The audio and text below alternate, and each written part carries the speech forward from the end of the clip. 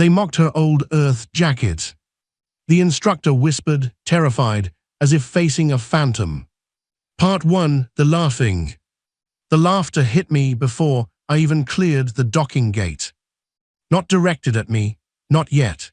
Just the ambient noise of 200 alien cadets who had never seen a human in person and found the whole situation deeply entertaining in the way that people find things entertaining when they are absolutely certain they are the ones holding the joke.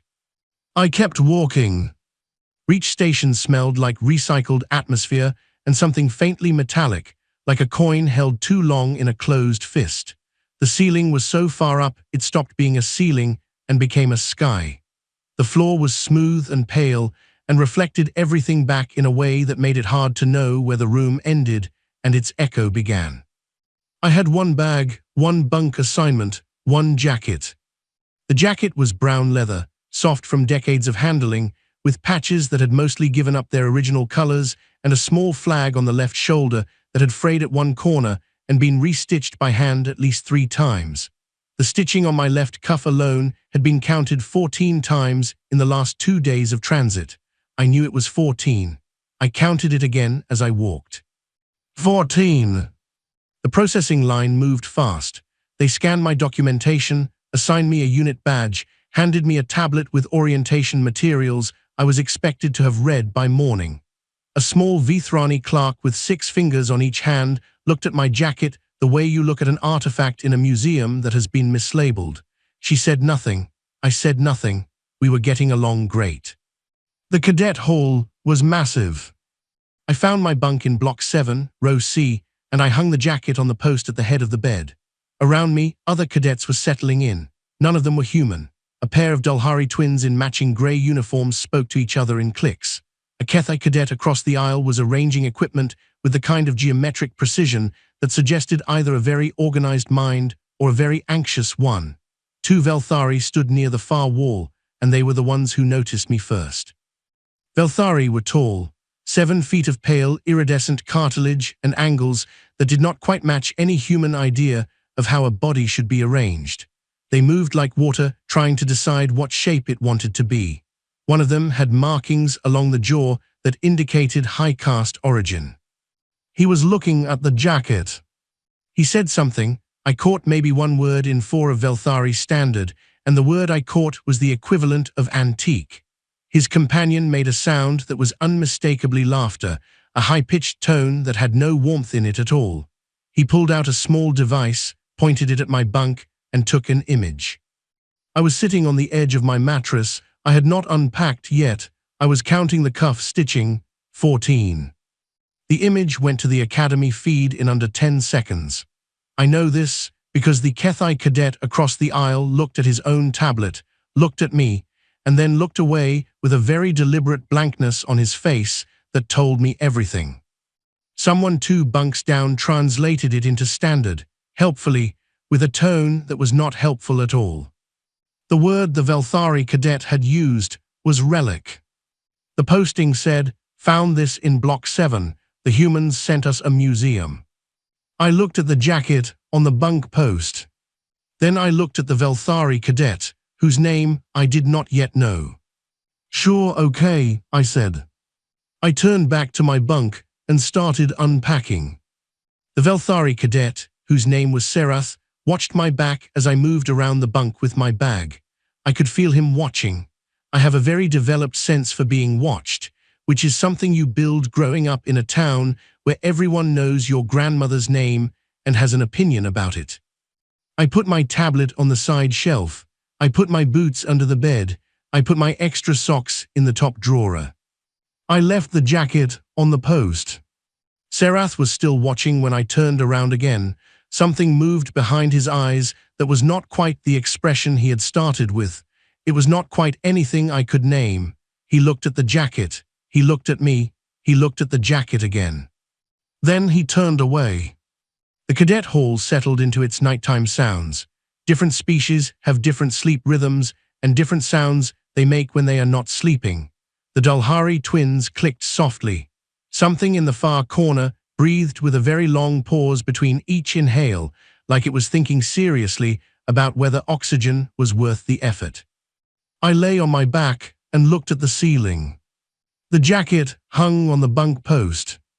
In a room full of materials worth more than my grandmother's house, the jacket looked like it had always been there. It looked like it belonged. Part 2, the curriculum. Week 1, I came last in theoretical xenobiology.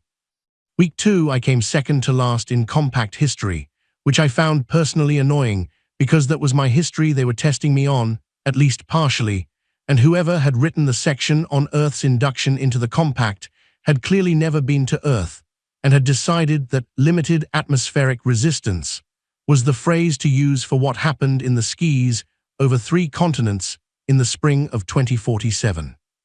Limited atmospheric resistance. Sure, okay.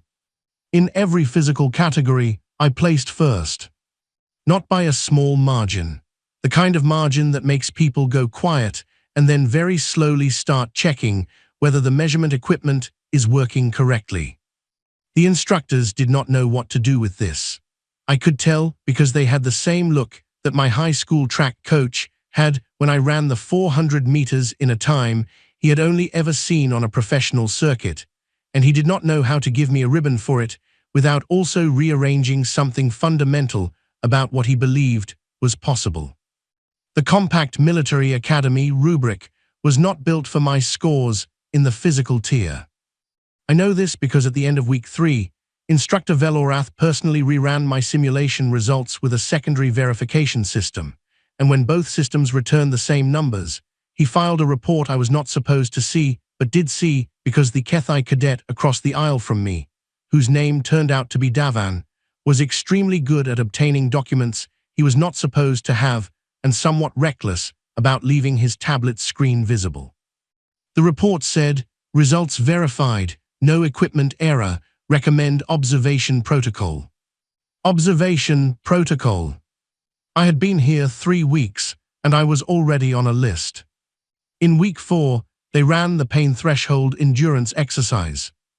It was standard curriculum. Every cadet ran it.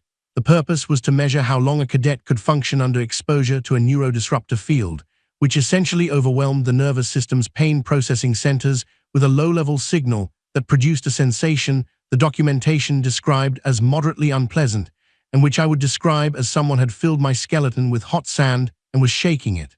The scale went from 1 to 10. Most cadets made it to 5 or 6. The standard passing threshold was 4. I want to be clear that it was not comfortable. I also want to be clear that I grew up in a farmhouse in Ohio with a broken furnace and a grandmother who believed that physical difficulty was a conversation topic and not a reason to stop what you were doing. I sat down in the chair. They attached the sensors.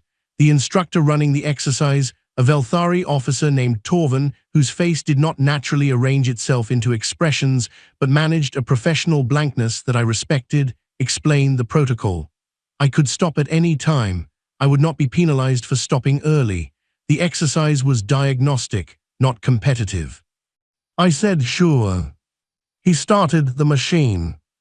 By level 4, 6 of the 12 cadets in my session had stopped. By level 6, 9 had stopped. At level 8, Serath, who I had not known was in my session until I saw him 2 chairs down, stopped. He pressed the end button with a steadiness that told me he was stopping deliberately rather than involuntarily, which was the kind of steadiness I had started to respect in him over the past weeks. He sat back. He caught my eye. I was at level 9. I was thinking about whether I had left the stove on back in Dayton. I had been gone 4 months. The stove concern was not rational. The stove was almost certainly not on. I thought about it anyway, the specific thought being whether the left rear burner, which had always had a slightly sticky ignition, might have clicked itself on during the power surge that sometimes happened when the building's main line fluctuated. 4 months. The stove. Level 9. Torvin stopped the machine. He did it manually, reaching over and pressing the shutdown toggle himself before the protocol's allotted time had elapsed. He looked at my readings on the monitor beside the chair. He looked at me. I looked back. Is there a higher setting? I asked. I was genuinely curious. The documentation had listed 10 as the scale maximum, but the machine itself had a panel that went to 12, and I was wondering about the discrepancy. Torvin did not answer. He stepped back from the monitor. He pulled a small note card from his breast pocket, wrote something, put it away. He cleared his throat in the formal Velthari way that indicated the subject was closed. Exercise concluded, he said to the room. The two cadets still in their chairs who had not stopped or been stopped looked at me with an expression I did not have a category for. It was not quite respect. It was not quite fear.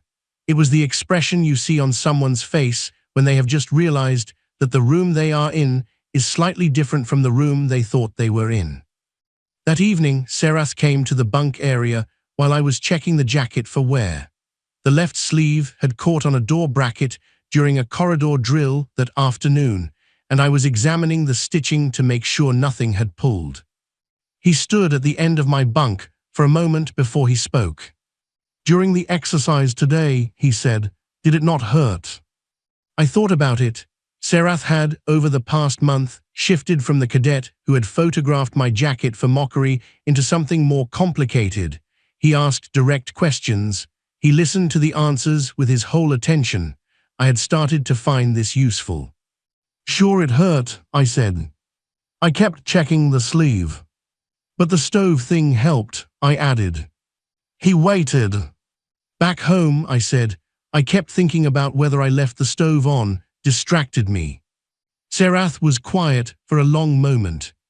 "Your pain response," he said slowly, "was managed by thinking about a cooking appliance." "The left rear burner specifically," I said. "It has a sticky ignition." He looked at me the way Torvin had looked at me after the exercise. That same expression without a category. "Right then," I said, and went back to examining the sleeve. "I found the stitch. It was fine." Serath went to his own bunk and did not sleep for a very long time. I could tell because his breathing never settled. He lay on his back in the dark, and I lay on my back in the dark, and the jacket hung on the post between us, and the room was quiet except for the Dulhari twins clicking softly somewhere in the far rows. I thought about the stove. I thought about the left rear burner. I thought about Ohio. Then I slept. Part 3, The Archives. The seminar room held 40 cadets and one Kethai professor named Velt, who had a long white stripe of unpigmented scaling along the left side of his neck, and the manner of someone who had been explaining things to confused audiences for so long that he had stopped expecting the audience to catch up. Compact History, Survey Module 4. The topic was Absorbed Civilizations. I had my tablet open. I had a cup of something hot that was not coffee but was trying hard. The synthetic wood of the desk had a grain pattern that someone had clearly put thought into, running in even parallel lines from left to right with a slight variation in shade that suggested depth without actually having any. I could respect the effort. I looked at it while Velt pulled up his first slide. He was talking about pre-contact civilizations, the ones that had achieved atmospheric flight but not yet broken out of their home systems when the compact arrived. He listed 3 examples. Earth was the third. He said the word Earth, the way you say the name of a country you have only ever seen on a map. I kept looking at the desk grain. He moved through the material, the compact's expansion policy in that era, the standard induction protocols, the timeline, which he described as efficient, the factors that determined whether a civilization was considered viable for full membership versus provisional absorption. Earth, he said, had been a borderline case.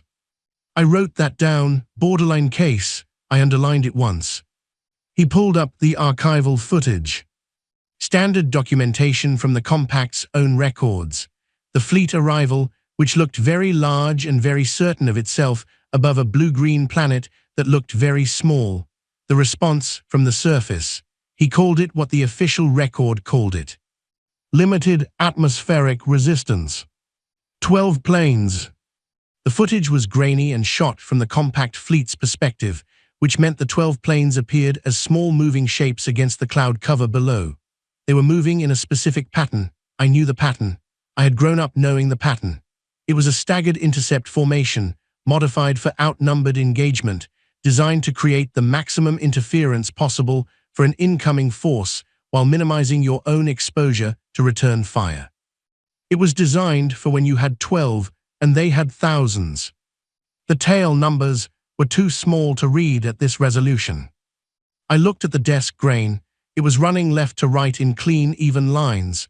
The variation in shade was very consistent. Someone had done good work on it. Velt was talking about the ceasefire timeline, 72 hours from first contact to formal agreement. He called the human pilots charmingly persistent, in the way that you describe a puppy that has gotten itself lodged somewhere it should not be and keeps trying anyway. I wrote down charmingly persistent. I underlined it twice.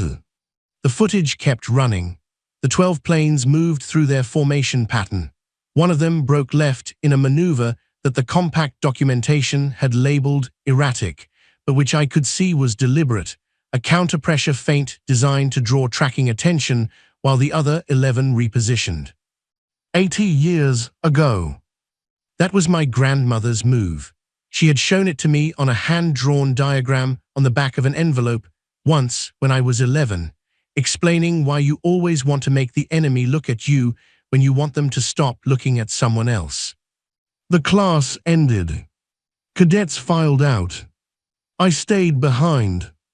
Not for drama, not because I wanted Velt to notice me staying. I stayed because the footage was still on the wall display and I wanted to see the freeze frame. I walked to the front of the room and looked at the image Velt had paused on, the 12 planes in their formation above the cloud cover. The tail numbers were still too small. I knew one of them anyway. I had known it since I was small enough to sit on my grandmother's lap and hear her describe the way the clouds had looked from above during that formation run. She had described it the way people describe views from heights they will never see again, with a particular kind of quiet in her voice that was not sadness but was something adjacent to it. I stood in front of the image for a while. Right then, I said to no one in particular. I picked up my tablet and my cup of something that was not coffee, and I walked out of the room. Behind me, Velt, who had been gathering his materials at the back of the room and had watched the whole thing without making a sound, looked at the frozen footage for a moment. Then he looked at the door I had just walked through. He stood there for a long time. He did not know what he was feeling exactly. He had taught this module for 11 years. He had shown this footage to hundreds of cadets. He had never had a student stay behind to look at it. He had certainly never had a student speak to it. He saved the footage to his personal archive that evening. He did not write down why. Part 4, The Whisper. The live simulation on the combat practicum calendar had a reputation. Instructor Velorath had designed it 19 years ago and had run it without modification ever since, because in 19 years it had never needed modification. The scenario was simple on its surface and brutal in its execution.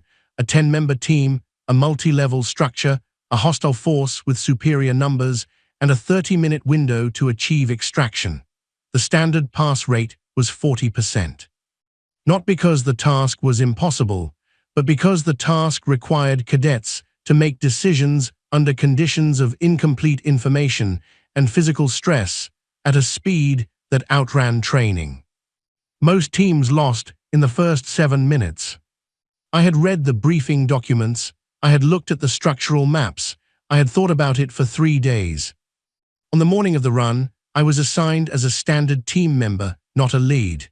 The assigned lead was a Kethai cadet named Oren, who was excellent at coordinated strategy and had a particular gift for managing multi-element movements on open ground. He was also, I had noticed over several months of working alongside him, very good at the situations he had been trained for and not particularly fast at adapting when a situation stopped being one of those. We entered the simulation at 900. By minute 3, Oren's opening formation had been broken by a flanking move from the hostile simulation units that was not in the standard scenario documentation. The simulation's hostile AI had been updated. Nobody on our team had been briefed on the update. 2 of our team went down in the first exchange, not seriously, simulation tags, but down. Oren made a decision. It was a reasonable decision given his training. He pulled us back to the secondary position and began reforming the line. I was at the back of the reforming line, and I could see what he could not see from where he was standing, which was that the secondary position had a structural weakness on its left side that the hostile units were already moving toward. They would be at the corner in 40 seconds. Oren was giving clear instructions. His team was following them. In 40 seconds, we would be outflanked again. I made a decision. Davan, I said. I kept my voice flat and low. Davan, who was 2 positions ahead of me, turned. Left, I said. I pointed. You and Serath hold that angle. Davan looked at me. He looked at Oren, who was still directing the main line. He looked back at me. He went left. Serath followed without a word. Oren, I said. He turned. The reform position is compromised, I said. We need to move forward, not back, through the central corridor, not around it. He stared at me. This was not the protocol. Moving forward when outgunned was not a standard response. Moving through a central corridor with limited visibility was not a standard response. Everything about what I was suggesting was not standard. Mara, he said carefully. I know, I said. He looked at my face for 1 second. He stepped aside. I moved to the front. What I knew and what the Compact's tactical database did not contain was a movement pattern documented in a training manual written in 2041 by a then junior officer of the United States Air Force who had spent her career thinking about how to make 12 feel like 100. The manual was not widely distributed. It was not widely read. Most of it was specific to atmospheric flight engagements and not applicable to ground scenarios. Most of it. There was one section on close quarters corridor movement under numerical disadvantage. The logic of it was the same logic as the formation in the archival footage. You do not try to match the numbers. You control the angles. You make the enemy count corridors instead of people. You move in a pattern that creates the impression of larger force from the outside while concentrating your actual strength at the points that matter. My grandmother had called it the narrow house approach. You make the house narrower. Their numbers stop mattering when they can only come at you 2 at a time. You, I said to the cadet behind me, left side, stay shoulder to wall, you to the next, stay on my right, 3 paces back, everyone else line out behind, do not bunch, do not stop, keep moving. We moved. The simulation was loud. The simulation's hostile units were faster than I had estimated, and at minute 9, we hit a hard contact at the T-junction that was not supposed to be there, which meant either the AI had updated again mid-run or I had misread the structural map. The cadet on my left went down with a simulation tag. I adjusted. I sent the next cadet into the gap, changed the leading angle, and kept moving.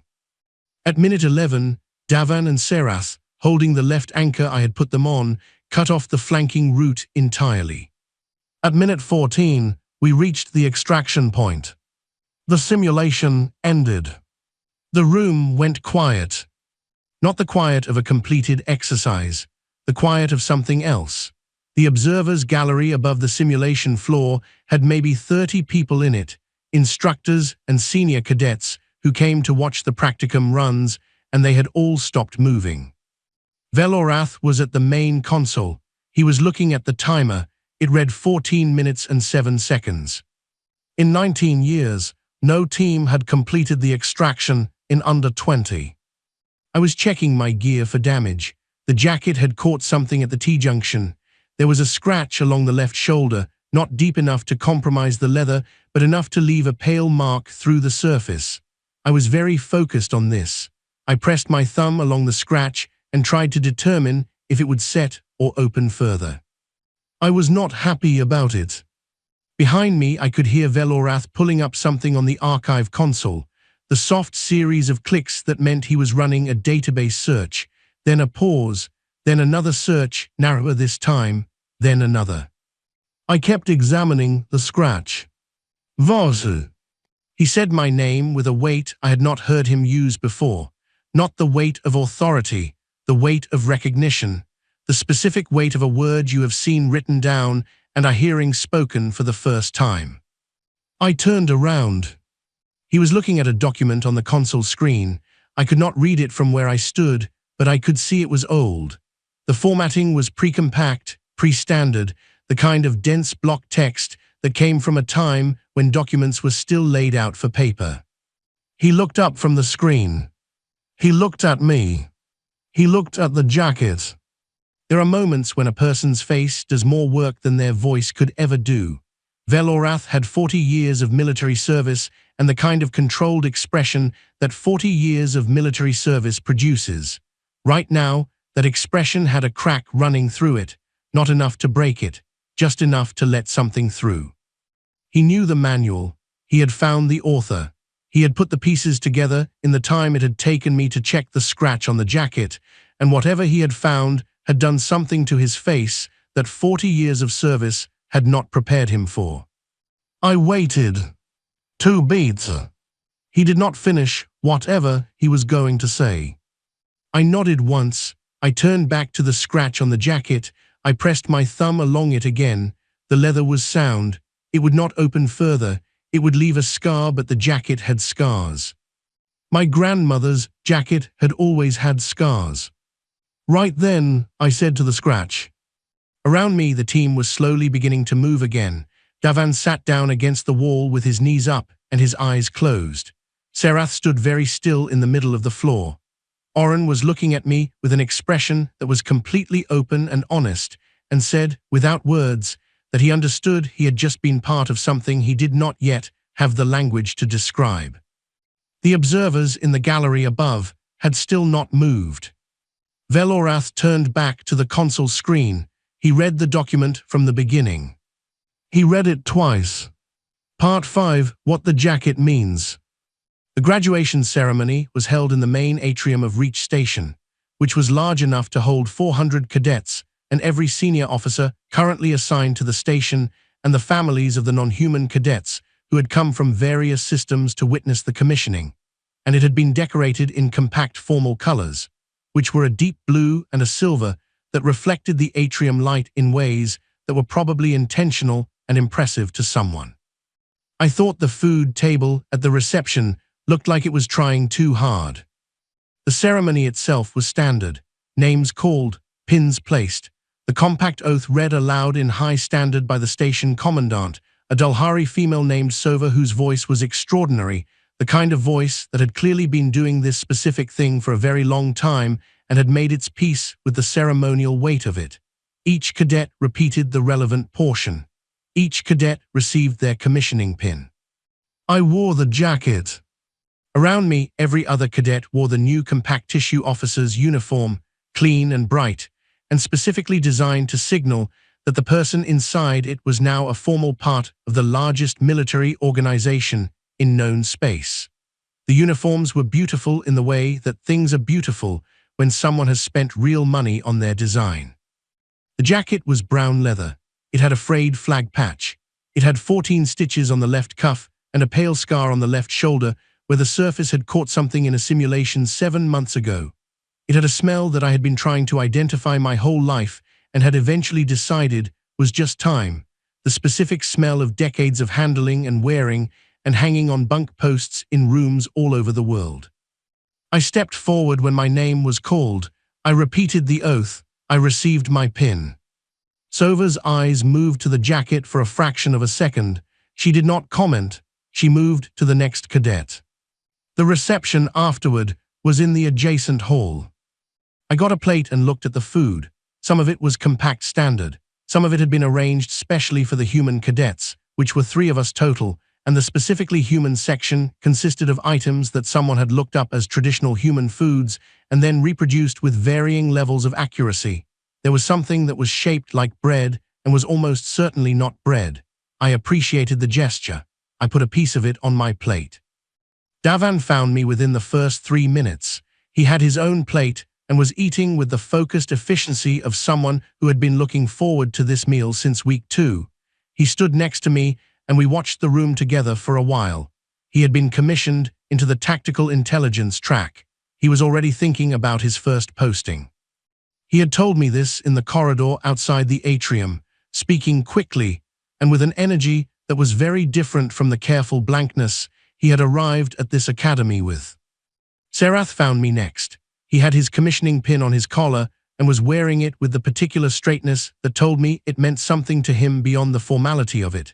He did not say anything. He stood on my other side. The three of us stood at the edge of the reception hall and watched 400 newly commissioned officers eat food that was mostly trying too hard. "You should eat the orange thing," Davan told me, pointing with his fork.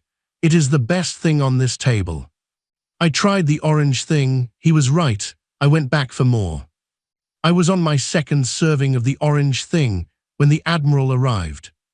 I did not know he was an admiral immediately. I knew he was very old, which for Kethai means something specific, because Kethai carry their age in their scaling, and his was the pale ivory of someone who had been alive for a very long time. I knew he was senior because the room adjusted around him the way rooms adjust around authority, a slight opening in the crowd, a reorientation of people's attention toward the new gravity. I knew he was watching me from the moment he entered the hall because I have a very developed sense for being watched. He moved through the room without stopping. Other officers tried to engage him. He acknowledged them and kept moving. He stopped in front of me. He was tall for Kethai, though not tall by Velthari standards. His markings were old and complex and said, to anyone who could read Kethai rank insignia, that he had held commands most Kethai officers never reached. His eyes were a light gold color. They were looking at the jacket with an expression I did not have a ready category for. It was not the amusement Serath had first worn. It was not the professional evaluation of Velorath's gaze. It was the look of someone who has seen something they thought was gone from the world. Davan had gone very still on my left. Serath had straightened to full height on my right. In my peripheral vision, I could see other cadets becoming aware that the oldest officer in the room had stopped at my position, and that collective awareness spreading outward like a current through still water. The Admiral said, "That jacket." His voice was low and measured, not loud, not performing for the room, speaking only to me. "Where does it come from?" "My grandmother," I said. He was quiet for a moment. "What did she do?" I looked at him. I looked at the gold eyes and the old pale scaling and the markings that said he had commanded things most people in this room would never command. I thought about what to say. I could explain. I could give the full history, the farmhouse in Ohio, the diagram on the back of an envelope, the way she had described the clouds. I gave him the smallest possible unit of truth. T7, I said, November formation, March 14th, 2047. I watched his face. He had the kind of face that had spent decades learning not to move without permission. The kind of face you develop when you command a fleet and every expression is watched and measured by everyone around you for what it means about your next decision. That face moved. Not dramatically, not the way faces move in stories when someone is struck by revelation. Quietly, the way a lake's surface moves when something very large passes through the water far below it. A settling, a shift. He knew the date. Of course he knew the date. He had been there. He had commanded the compact force that arrived in March of 2047 above a blue-green planet that the preliminary reports had described as a borderline case, a pre-spaceflight civilization with limited technological capability and a habit of conflict that made the Induction Council nervous. He had read the reports about the limited atmospheric resistance. He had watched 12 planes fly a pattern that had no right to be as effective as it was. He had watched from above while something that should have folded in the first hour had not folded in 72, had not folded at all, actually, had negotiated. had stood at the table as an equal in a ceasefire that the compact had technically won and which had somehow felt like a different kind of outcome. He had thought about those 12 planes for 50 years. He had never spoken about them. He looked at me now, he looked at the jacket, the frayed flag on the shoulder, the 14 stitches on the cuff that I had counted more times than I could track. T7, he said quietly, second from the left in the November formation. My grandmother had always said her position was second from the left. I did not say anything. He looked at me for a long time, not the way the Velthari cadet had looked at me on the first day, with the amusement of someone examining a museum piece, not the way the simulation observers had looked at me after the extraction. He was looking at me the way you look at something that has traveled a very long distance to reach you and has arrived in better condition than you had any right to expect. Around us the reception continued, conversations, the sound of plates and the low hum of several species eating food in the same room. Somewhere across the hall, Sova was speaking with the station commandant. Davan was breathing very carefully on my left. Serath was absolutely still on my right. The admiral looked at the jacket one more time. He drew himself up, which was a formal gesture, the kind of full-height posture that indicated an official acknowledgement in Kethai protocol. He held it for 2 seconds. He nodded once. Then he moved away into the room. The crowd closed behind him like water. He stopped at 3 more groups, speaking briefly, doing what an admiral does at a reception. In 5 minutes, he was on the far side of the hall. Nobody nearby said anything. Davan let out a very slow breath. Serath turned and looked at the jacket on my shoulder, and this time his face was completely different from every other time he had looked at it.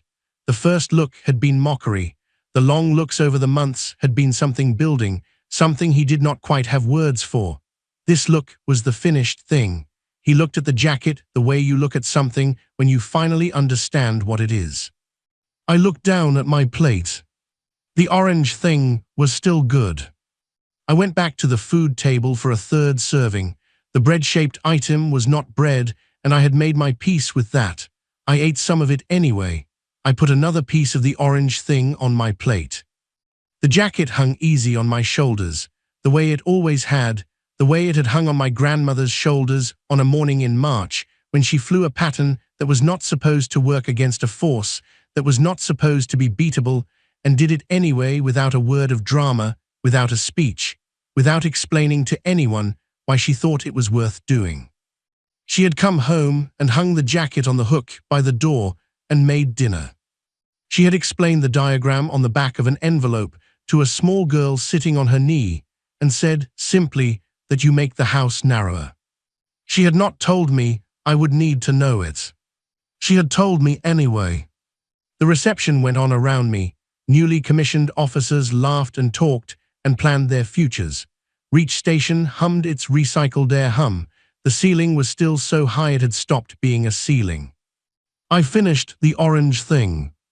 The food on the rest of the table was not worth the plates they had put it on. Hell of a thing, though.